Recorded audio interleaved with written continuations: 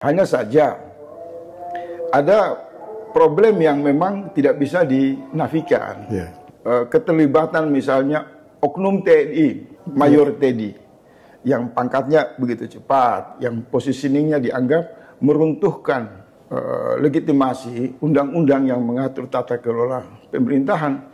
Ini berdiri pada satu situasi yang seolah-olah menegaskan revisi undang-undang akan memperluas perilaku tersebut.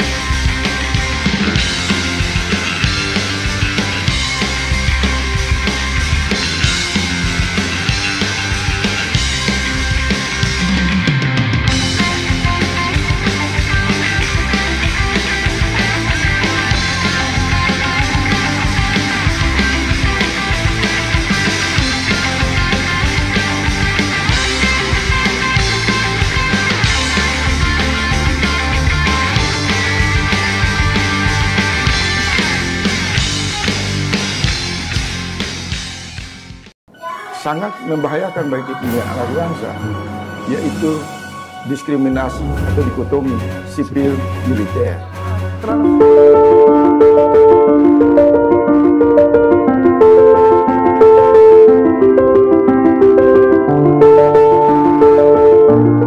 Apa yang menjadi krusial dalam perdebatan terkait dengan revisi Undang-Undang TNI? Bagaimana menurut Bung Faisal Asgaf? Tentu saja setiap komponen bangsa mewakilkan aspirasi mereka yang mereka sebut sebagai landasan kajian untuk memperkuat ketahanan negara, struktur negara, organisasi negara dalam pola rekrutmen yang profesional, yang proporsional. Sampai sejauh ini, menurut Anda apa yang terjadi seperti ini? Suara yang datang dari rekan-rekan sahabat-sahabat kami dari koalisi masyarakat sipil yang menggulirkan kecemasan tentang adanya kemungkinan intervensi kekuasaan yang begitu luas dipandu oleh presiden yang berlatar belakang militer dan menyisihkan beberapa persoalan yang dianggap krusial. Menurut saya ini satu dialektika dalam ruang bernegara. Ini satu proses demokrasi yang bagus-bagus saja. Hanya saja sangat disayangkan apabila perdebatan menyangkut dengan revisi undang-undang tidak hanya berhenti kepada TNI dan Polri, seluruh undang-undang harus memasuki ruang yang objektif sehingga publik secara jernih dan konstruktif dapat menemukan apa sih yang diperdebatkan, apa-apa saja sih yang menjadi hal yang krusial. Kalau saya mengamati suara kritis yang menegaskan adanya bahaya, adanya ancaman revisi undang-undang yang dimaksud sebagai pintu masuk perluasan pengaruh militer atau militerisme di dalam tatanan atau kekuasaan bernegara, saya kira itu semua harus dikonfirmasikan. Kewaspadaan ikhtiar demikian wajar saja, tetapi jangan terkesan terjebak pada satu cara berpikir yang bersifat provokatif yang kemudian menimbulkan satu suasangka di mana secara horizontal digiring saling berhadapan antara sumber daya atau supremasi sipil berhadapan dengan supremasi militer di orbit jantung kekuasaan. Ini menurut saya harus dihentikan sehingga tidak memberikan kesan revisi undang-undang ini menjadi pintu masuk diskriminasi atau dikotomi sipil militer, karena ini tidak sehat. Tetapi saya juga berpendapat bahwa suara aspirasi dari anak bangsa tentu menjadi catatan penting, masukan yang berharga bagi DPR dan pemerintah. Tetapi juga kita harus menemukan satu framing, satu jalan, satu landasan yang objektif.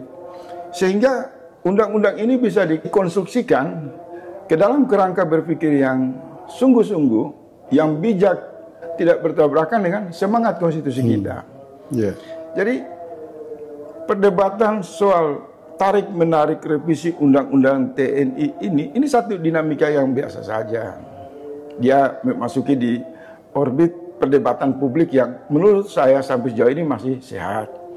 Hanya saja ada problem yang memang tidak bisa dinafikan. Keterlibatan misalnya oknum TNI, Mayor Teddy, yang pangkatnya begitu cepat, yang positioningnya dianggap meruntuhkan legitimasi undang-undang yang mengatur tata kelola pemerintahan. Ini berdiri pada satu situasi yang seolah-olah menegaskan revisi undang-undang akan memperluas perilaku tersebut. Nah, ini harus dipisahkan. Mayor Teddy dengan masalah yang memang menjadi sorotan publik menimbulkan keprihatinan. Ada desakan yang mengatakan kalau seorang perwira TNI ingin masuk ke dalam pemerintahan, maka dia juga harus berbesar hati melepas jabatan dan kemudian mengambil peran yang sama dengan aparat sipil lainnya yang diatur berdasarkan undang-undang pemerintahan yang tersedia, aturan-aturan yang tersedia. Jadi saya setuju perlunya pendewasaan demokrasi dan objektivitas dalam memahami atau melihat pertentangan revisi Undang-Undang TNI ini secara proporsional. Sehingga revisi Undang-Undang TNI tidak terjebak menjadi pintu masuk diskriminasi atau dikotomi sipil dan militer yang berpotensi ditunggangi oleh berbagai kepentingan politik sesaat yang mengalahkan kepentingan politik negara atau menjadi pintu masuk bagi intervensi kepentingan asing untuk memposisikan seolah-olah ada pertentangan serius di lingkar kekuasaan inti kekuasaan antara kekuatan supremasi sipil dan legitimasi kekuatan militer yang baru berkuasa yang diwakilkan oleh Presiden Prabowo Subianto yang kebetulan berasal dari kultur struktur militer. Jadi saya menyarankan revisi Undang-Undang TNI harus dilihat secara objektif, harus dikawal, kepentingan politik negara harus dikedepankan. Apa kepentingan politik negara? Seluruh aspirasi yang terwakili, yang digaungkan, yang diamplifier ke ruang publik itu tidak boleh memiliki pendekatan-pendekatan prasangka, tendensius, yang kemudian memposisikan satu situasi yang terlihat di sana sangat membahayakan bagi kepentingan anak bangsa, yaitu diskriminasi atau dikotomi sipil militer. Nah, tetapi revisi Undang-Undang TNI ini bisa juga menjadi pintu masuk untuk menyegarkan semangat TNI yang konsisten berada pada relnya, pada semangatnya yang sudah sejauh ini berjalan baik, diperkuat pada beberapa aspek. Kemudian juga tidak boleh sumber daya TNI didiskriminasikan, dimarginalkan, yang seolah-olah hanya dipasung untuk kebutuhan kepentingan doktrin pertahanan nasional. Tidak. Baik sipil maupun militer, dari kekuatan potensi kesadaran anak bangsa ini untuk terlibat di seluruh struktur tata kelola organisasi negara. Semua memiliki hak. Hanya saja persepsi perdebatan soal sipil militer ini masih menjadi warisan yang menarik kita kepada masa lalu, yang kemudian seringkali memantik propaganda traumatik, sehingga menimbulkan prasangka dikotomi antara sipil dan militer. Tetapi kalau DPR dan pemerintah membuka ruang yang selebarnya, menyerap aspirasi rakyat, mengambil posisi yang hikmat bijaksana untuk terus menampung suara-suara kritis itu dan dikelola sebagai rujukan untuk mendesain sebuah undang-undang yang mewakili semangat bernegara secara adil, secara baik, saya kira itu akan jauh lebih bagus. Dan kawan-kawan LSM, bahkan di kubu kita sendiri yang kritis terhadap militer maupun kepolisian, kami juga mengambil posisi yang agak serius untuk mengamati dan mengawal. Kami berharap revisi Undang-Undang TNI ini meletakkan rasa kebangsaan yang tinggi, hilangkan dikotomi sipil militer. Itu adalah cara-cara purba, cara konservatif yang hanya menyisihkan ruang prasangka dan berpotensi menimbulkan konflik horizontal sesama anak bangsa. Jadi kalau misalnya ada putra-putri bangsa terbaik dari TNI Polri masuk ke struktur pemerintahan yang dianggap sipil, sementara memang dibutuhkan sumber dayanya, ya saya kira itu tidak bisa ada hambatan, tidak ada larangan. Hanya saja memang harus diatur sehingga peran fungsi kewenangan itu tidak saling tumpang tindih. Begitu juga TNI kan selama ini juga membuka diri bagi kolaborasi dengan elemen sipil dalam rangka memperkuat visi dan tujuan dari penguatan pertahanan nasional kita. Jadi diskriminasi, dikotomi sipil militer itu harus dihentikan.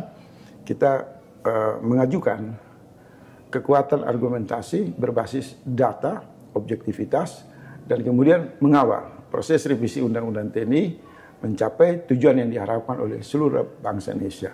Tidak tersandra oleh pendefinisian satu kelompok. Baik itu adalah fanatisme militerisme maupun fanatisme civil society. Semua itu harus dilepas. Karena yang ingin dimenangkan adalah harapan rakyat, aspirasi rakyat, dan rasa keadilan rakyat di dalam tata kelola organisasi bernegara. Saya pikir itu yang harus diutamakan. Terima kasih. Saya, Rusdi Setiawan, bersama Faisal Asgab, kritikus politik. Salam.